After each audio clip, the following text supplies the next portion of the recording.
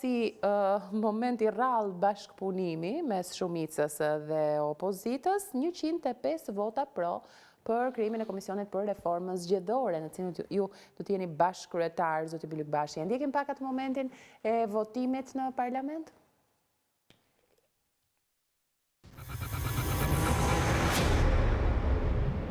Ku vendi vendosi të miratoj përbërjen e anëtarëve të tjerë të komisionit të posaçëm parlamentar për realizimin e reformës zgjedhore si më poshtë. Zoti Oert Bylykbashi, bashkëkryetar. Zoti Ivi Kaso, antar. Zoti Gent Strazimiri, antar. Zonja Albana Vokshi, antare. Zoti Gjin Gjoni, antar.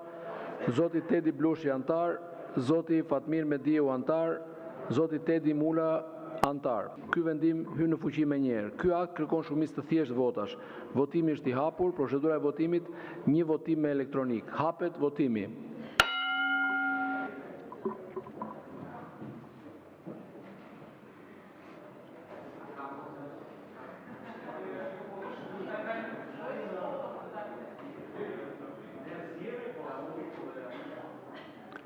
Mbyllet votimi.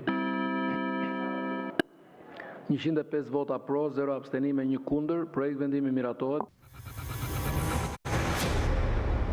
Pra, sollëm në vëmendje momentin e votimit, por zoti Bylykbashi, në një klim politike kaq të polarizuar, dhe ja tek jemi me një bashkim mes mazhorancës dhe opozitës me 105 vota pro për këtë komision. Një pyetje drejt për drejt. Cili është objektivi konkret që i keni vënë ju vetes në këtë komision?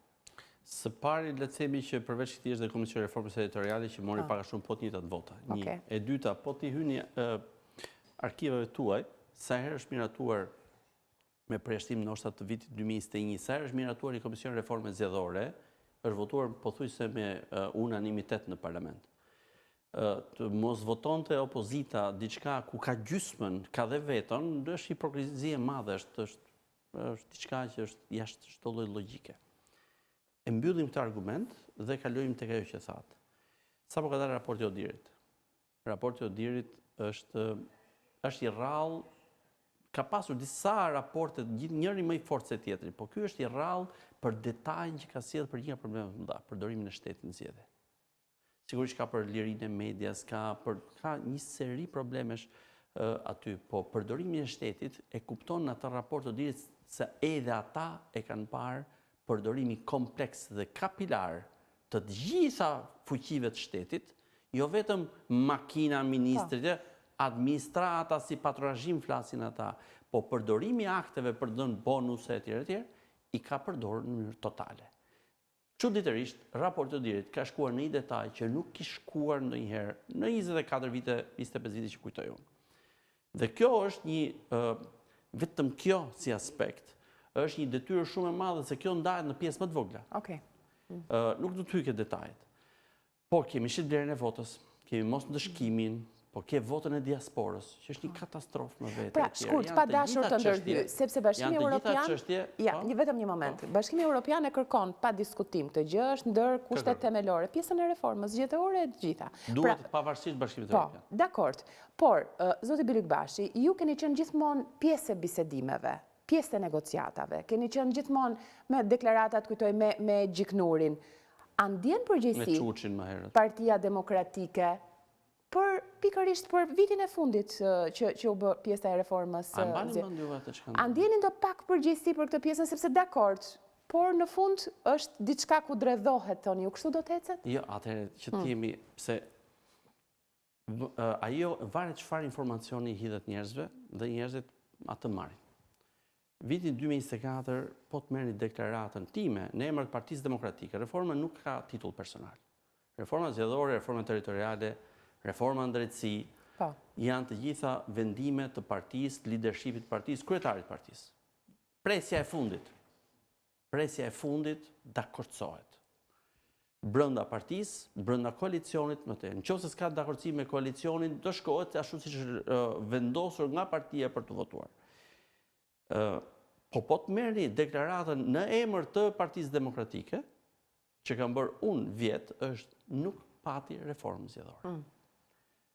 Çështjet që ne patëm për diskutim, jo në komision, por në atë që u quajt grupi i dialogut, pra një gjë amorfe, pas një lloj garancie funksionimi, ishin të gjitha rekomandimet të Odirit, u rrëzuan të gjitha.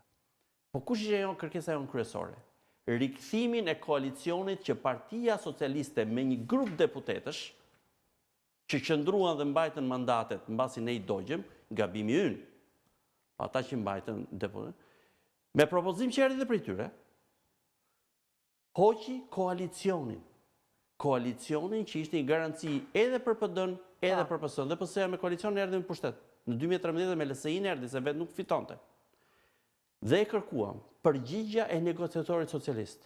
Edi Rama nuk është budalla që t'ju kthej atë që ju mori atëherë kur ju sishit. Fajin e patët vetë, tani ne patëm fajin, po nuk e pse ndron rregullin. Ja thanë ndërkombëtarët atëherë, thanë përsëri kësaj radhe. Pra, kërkuam dhe nuk e bën. Çfarë ngeli 2 vendime gjykatës kushtetuese? Një sekondë, s'është e rëndësishme kjo.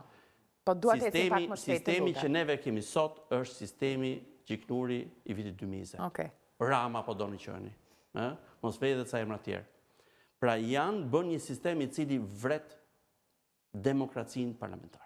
Pra shkurt, ndjem përgjegjësi Partia Demokratike apo jo? Të lutem si përgjigje. Përgjegjësi nuk ka Partia Demokratike sa kohë. Asgjë që ne bijmë dakord nuk qëndron në themelet e veta. Sa mundësi ka tani për një marrëveshje, meqense klima është e tillë?